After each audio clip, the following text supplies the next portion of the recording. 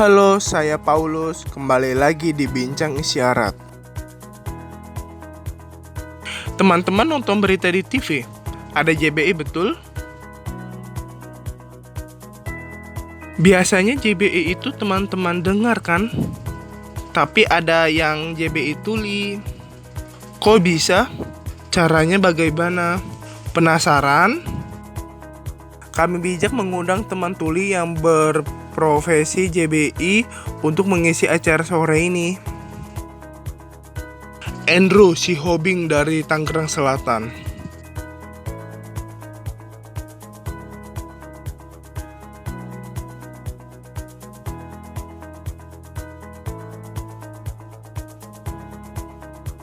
Teman-teman yang sedang menonton, kalau ada yang mau bertanya ke Andrew, silakan ketik di kolom komentar YouTube di bawah ini ya.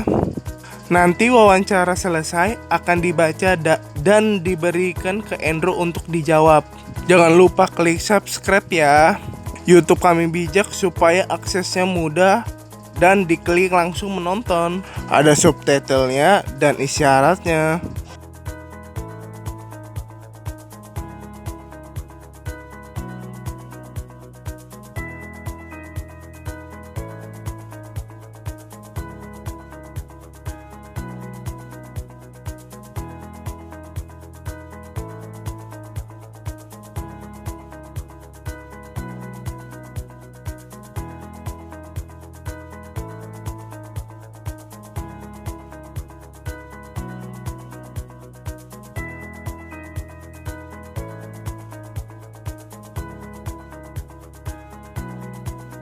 Halo Andrew, selamat datang. Apa kabar? Baik. Terima kasih sudah mau meluangkan waktu untuk acara ini. Halo juga, saya Andrew. Isyarat panggilannya seperti ini.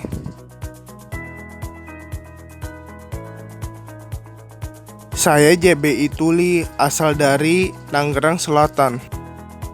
Profesi kamu sekarang sebagai JBI, betul? Betul. Berarti semua tuli bisa menjadi JBI seperti kamu? Ya, bisa. Kalau memang bisa, apa syaratnya? Syaratnya belajar bahasa isyarat, bertemu dengan banyak orang teman-teman tuli, dan mengobrol dengan bahasa isyarat. Kedua, banyak membaca bahasa Indonesia yang harus bagus. Harus belajar cara menerjemahkan dari teks bahasa Indonesia ke bahasa isyarat dan sebaliknya. Biasanya tidak berurutan kata per katanya. Ada kepelatihan yang harus diikuti dulu. Bahasa isyarat khususkah? Sebetulnya menjadi JBI itu harus ada pelatihannya dulu. Yang dites prakteknya berisyarat itu bagaimana? Kalau bagus bisa berprofesi jadi JBI. Bisa dicoba magang dulu.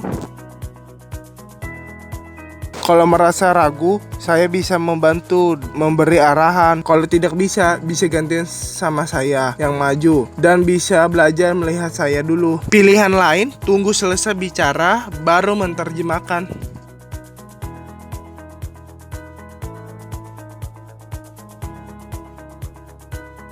Cara ini juga bisa. Di Indonesia kira-kira ada berapa JBI tuli seperti kamu? Mereka bekerja di TV juga. Ada JBI tuli yang bekerja di stasiun TV, tapi tidak semua di Indonesia.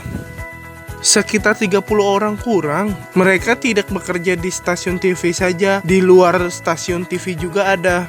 Wah, banyak juga ya. Paling banyak dari luar kota.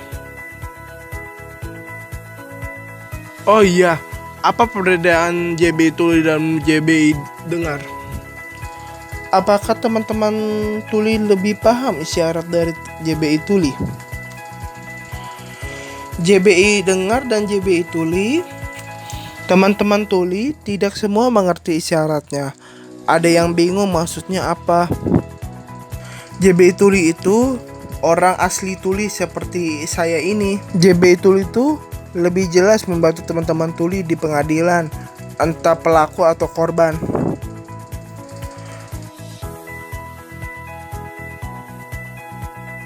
Sebab teman-teman tuli di Indonesia tidak semua bagus isyaratnya. Tidak semua bagus cara berkomunikasinya. Kalau ada kesulitan dalam berkomunikasi, saya menggunakan gestur tubuh. Menjadi JBI itu tidak mesti berbesindo secara penuh. Teman-teman tuli itu ada variasi bahasanya. Saya membantu tercapainya komunikasi yang mudah. Kalau JBI dengar itu lebih membantu menerjemahkan dari suara ke bahasa isyarat, misalnya wawancara. Mereka lebih efektif kalau di stasiun TV. Kalau JBI tuli ini dari suara, tidak bisa menerjemahkan, betulkah? Nah, tapi bisa menggunakan teks berjalan di monitor JBI tuli membaca. Kamu mengambil profesi JBI, apakah ada inspirasi dari orang lain? Silakan berceritakan. Ada inspirasinya. Dia seorang JBI juga. Sebelumnya dia kuliah di luar negeri, Hong Kong. Dia berisyarat secara penuh setelah pulang ke Indonesia. Oh iya, dia asli orang Indonesia, bukan dari luar negeri ya. Hanya kuliah di luar negeri saja di Hong Kong. Dari situ saya menginspirasinya. Wah, keren. Sebenarnya dia tuli, bukan dengar. Jadi saya belajar dari dia. Tuli itu bisa jadi JBI. Tuli itu bisa setara dengan orang dengar. Asal bisa membaca dengan mengerti. Maka saya mau jadi JBI tuli seperti dia. Coba ikut tes dan segala prosesnya. Hingga sekarang saya sudah berprofesi JBI. Terima kasih pada dia yang telah memberi ilmu kepada saya, mengajari saya bagaimana cara dan segala macamnya. Wow, apakah sekarang masih berkontakan dengan dia? Iya, masih berkontakan sampai sekarang. Lalu, apakah ada pengalaman kesulitan memahami bahasa isyarat yang tinggi? Cara mengatasinya bagaimana? Ada dua macam. Pertama ini saya bisa paham dan kedua ini sulit paham. Sebab ada bahasa kosakata yang baru terus-menerus. Contoh kata yang disingkat. Seperti contoh sekarang COVID-19. Saya tidak mengerti itu apa, baru muncul. Saya berisyarat dengan mengejanya dulu. Kalau sulit, tidak tahu isyaratnya apa, sebaiknya mengisyaratkan ejaannya saja. Setelah membaca, mencari tahu artinya apa di kamus BI atau di Google, barulah ketemu konsep isyaratnya bagaimana. Ya, itu yang sulit. Kalau sulit mencari atau bertanya betul. Iya, betul. Kamus KBBI? Iya, kamus KBBI. Kalau mentok, dibantu sama JBI dengar yang langsung beritahu.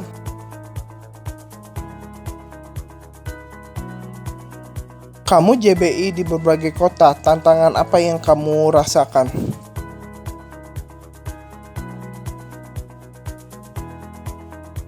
Ada tantangannya. Pertama, jadi JBI di TV, banyak istilah baru. Kedua, ditempatkan lain seperti seminar, JBI internasional. Orang dari luar negeri datang membawa presentasinya. Saya merasa tertantang menerjemahkan sebab itu cepat. Dari Besindo ke isyarat internasionalnya dan sebaliknya. Waduh, itu tantangan berat ya. Isyarat internasional dan Besindo itu berbeda jauh.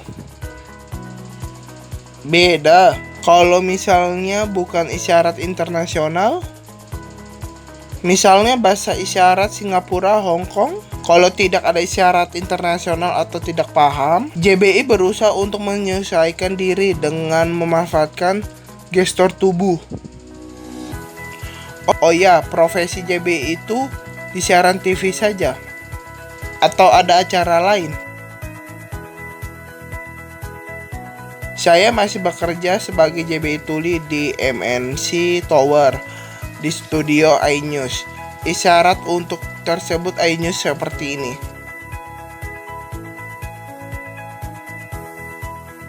Saya berfokus pada berita full.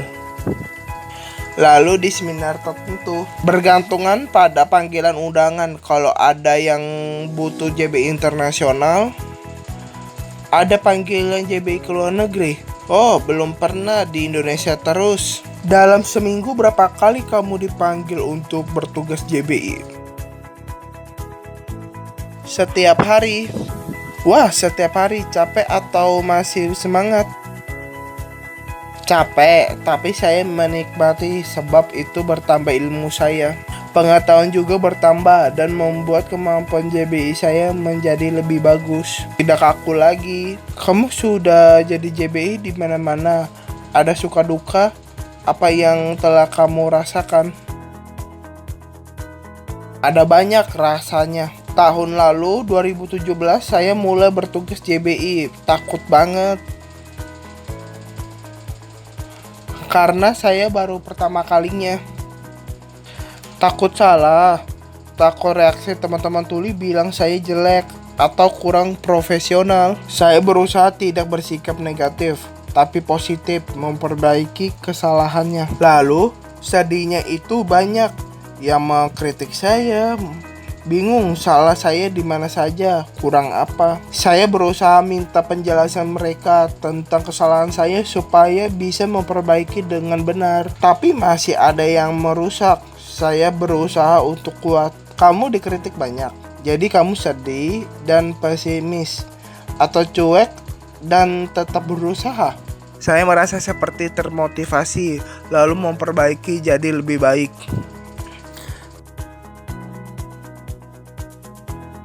Jadi yang diterima dengan sedih atau marah atau menjadi malas. Kalau dikritik itu membuat jadi masalah besar yang memojokkan kamu. Bagaimana solusinya? Ada masalah besar itu JBI TV. Saat bertugas, kepala saya selalu menoleh ke kanan, bukan melihat lurus ke kamera. Itu salah besar, akan ditayang secara nasional. Seluruh Indonesia bisa melihat itu, maka saya malu. Saya hampir mau menyerah. Itulah malu terbesar saya. Jenis bahasa isyarat yang kamu pakai selama JBI apa? Oh, Besindo, bahasa isyarat Indonesia, tapi tidak terlalu berfokus dengan Besindo saja. Saya juga menggunakan isyarat internasional dan juga ASL untuk membantu tamu dari luar Indonesia.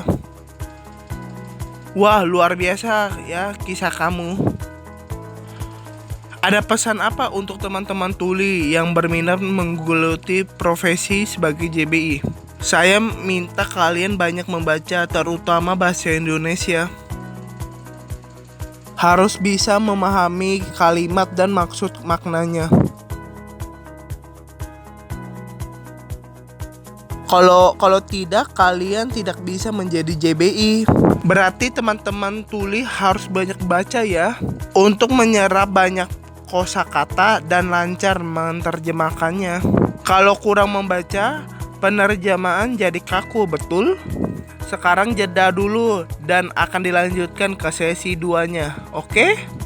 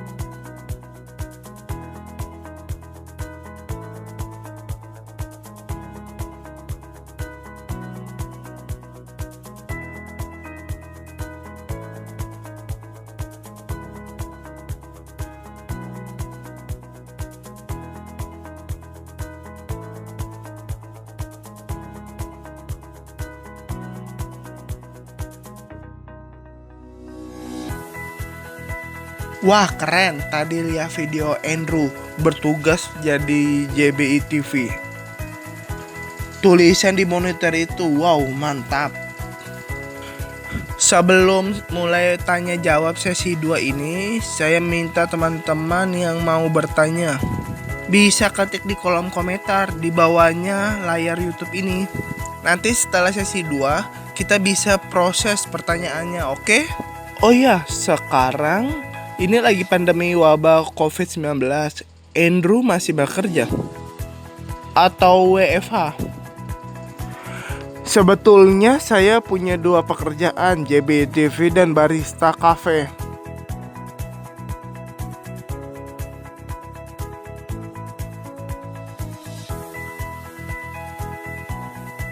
JBI TV masih aktif, sedangkan barista saya libur, dirumahkan sudah 2 bulan. Jadi saya fokus ke tugas JBI TV. Wah, barista berarti kamu jago meracik minuman ya? Tidak, biasa saja. Saya mau belajar dong. Ayo boleh belajar sama saya. Ada tips khusus untuk menerapkan social distancing, kegiatan di rumah saja atau PSBB? PSBB banyak di mana-mana. Saya tinggal di Tangerang Selatan, berbatasan dengan wilayah Jakarta Selatan. Tiap saya keluar rumah harus memakai masker. Kalau tidak akan ditahan dan disuruh pulang. Tidak boleh masuk Jakarta. Lalu kedua, pakai sarung tangan khusus untuk pengendara motor. Kalau mobil, pemudi tetap di depan dan penumpang harus di belakang. Tidak boleh bersebelahan. Kalau pergi bekerja harus membawa surat tugas, baru bisa masuk.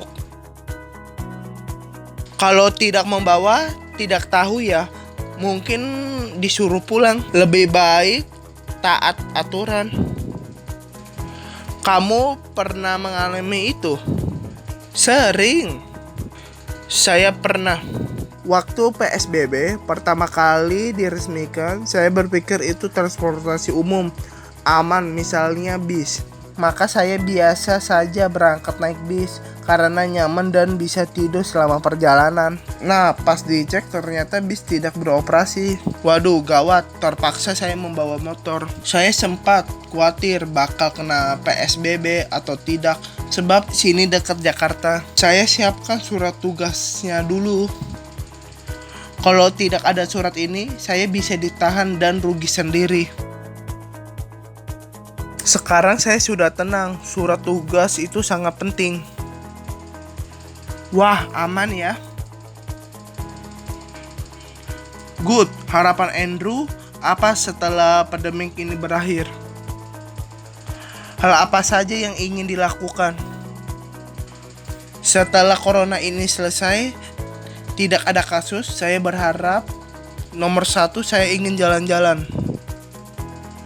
Sebab saya stres selama di rumah saja, tidak keluar kota, bosan di Jakarta saja, naik pesawat kemana saja. Kedua, kembali kerja barista, jadi kangen. Sebab sudah 2 bulan tidak meracik minuman, takut lupa saja. Wah, habis corona kamu mau jalan-jalan ke luar negeri ya? Iya, luar negeri, tapi luar kota dulu.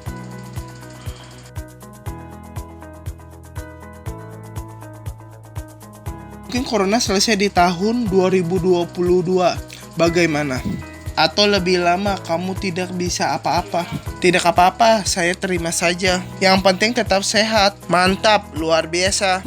Sebelum menutup acara ini, kita cek dulu ya, melihat apakah ada yang bertanya dari teman-teman.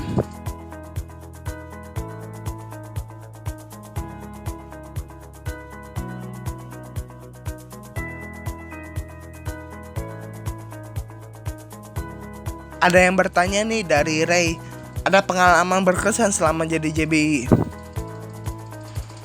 Pengalaman berkesan saya selama JBI waktu itu acara tentang kesehatan dan olahraga.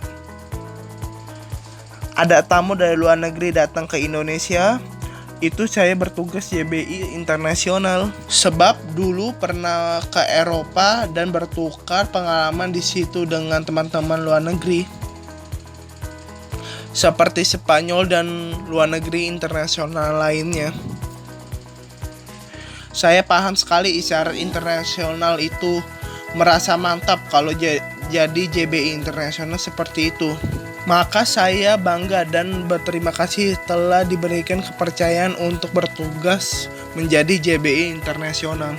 Berikutnya pertanyaan dari Surya. JBI Tuli itu penting atau biasa saja? Mengapa? JBI Tuli itu penting sebab bisa mengembangkan diri. Itu bisa membantu teman-teman tuli lebih jelas paham. Harus introspeksi diri. Kalau tidak, nanti mereka tidak respect pada JBI itu. JBI Tuli bisa bertukar pikiran, bertukar ilmu dengan teman-teman tuli.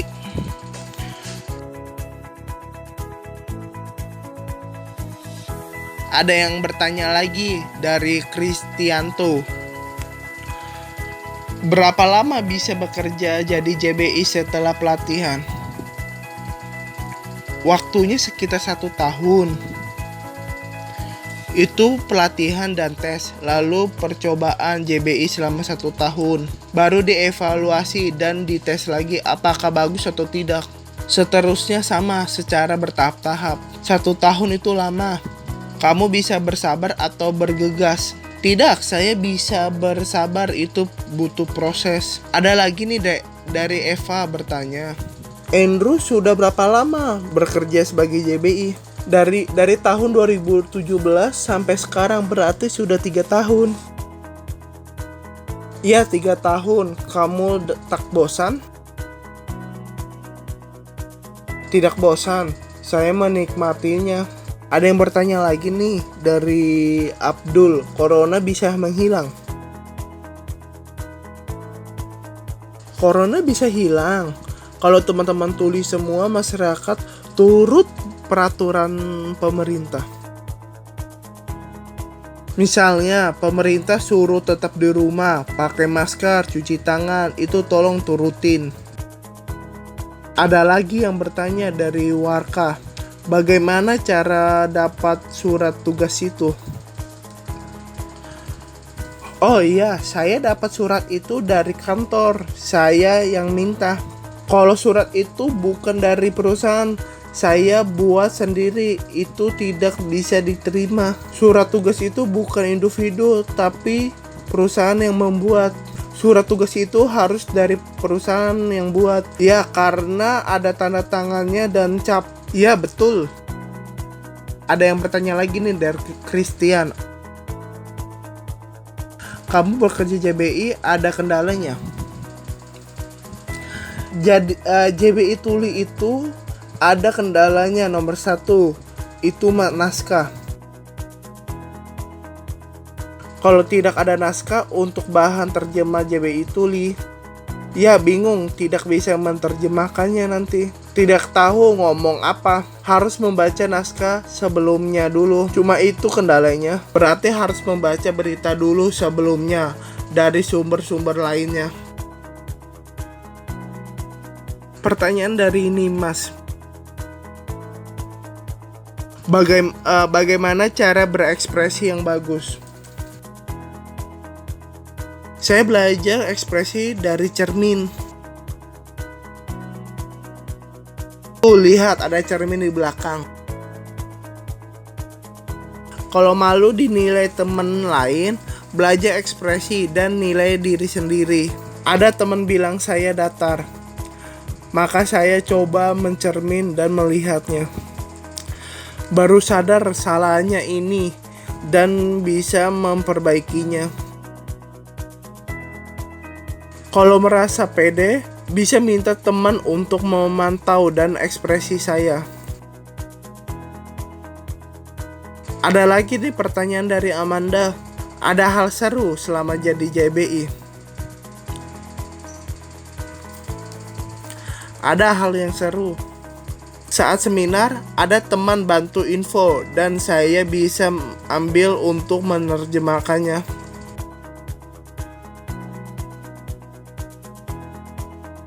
Kalau JBI TV, saat bekerja di studio, saya bisa tahu beberapa acara live dan bisa ikut bertugas menerjemahkan kalau pembicaranya presiden atau orang penting lainnya.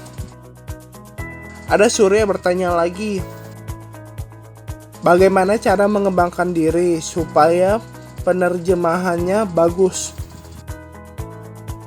Pertama, membaca.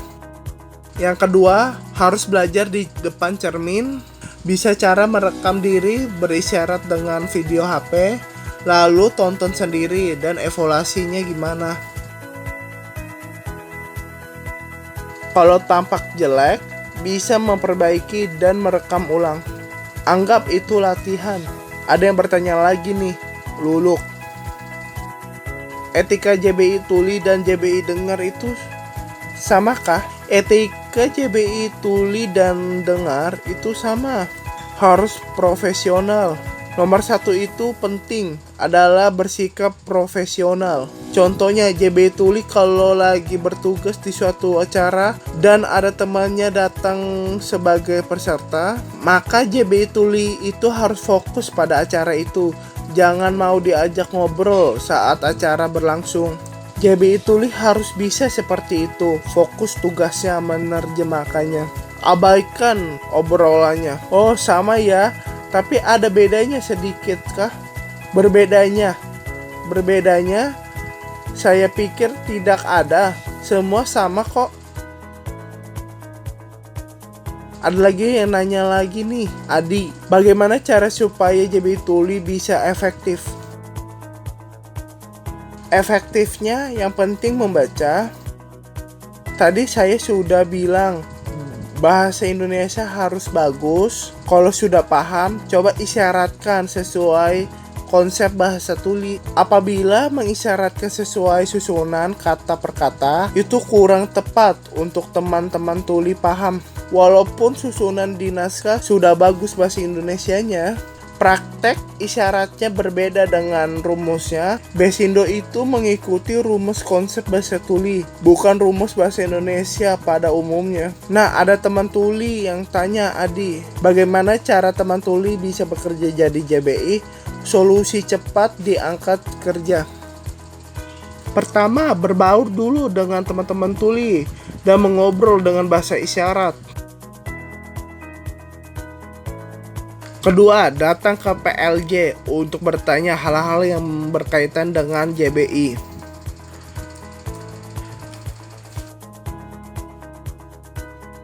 Dites dulu kemampuan berisyarat melalui Push Bisindo.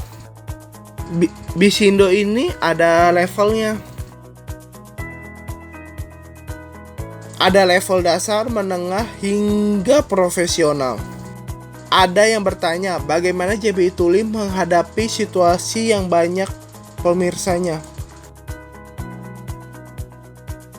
Dulu pertama kali JBI tampil di depan banyak orang, saya pernah mengalaminya, merasa gemetaran dan gugup, belum terbiasa. Saat merasa dilihat teman-teman yang tahu saya gemetaran, saya langsung menyerah, meminta ditukar posisinya. Lalu saya introspeksi diri, mengapa saya bisa gemetaran seperti itu? Nah, itu karena saya tidak latihan sebelumnya. Dari teman-teman yang jadi penonton itu bisa menjadi masukan untuk saya agar tugas JBI itu lebih baik lagi. Ada yang bertanya lagi nih, Alif, etika JBI tuli itu seperti apa?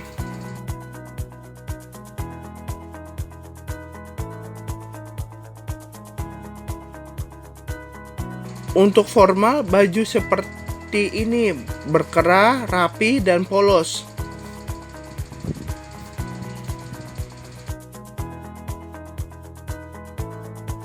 Contohnya, lihat ini, bercorak, tidak boleh, bisa mengganggu pandangan.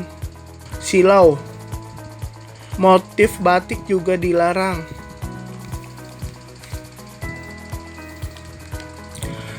Harus yang polos, warna jangan terang. Pilih yang agak gelap seperti biru navy ini. Merah marun itu gelap. Kalau merah muda jangan.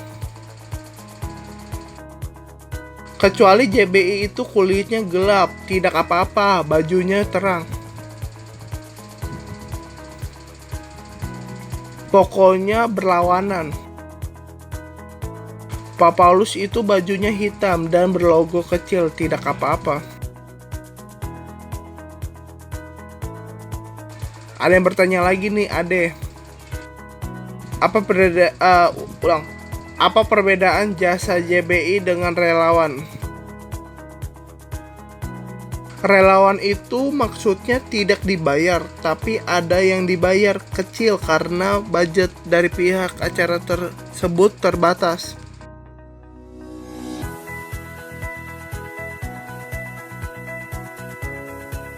Kalau JBI itu bukan relawan dan sudah masuk profesi.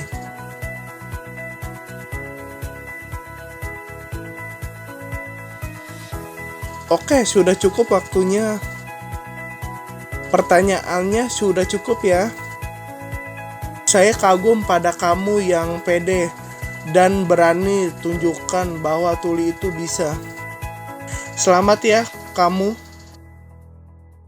Disabilitas menang. Semoga menginspirasi banyak orang. Terima kasih atas waktu bincang isyarat ini.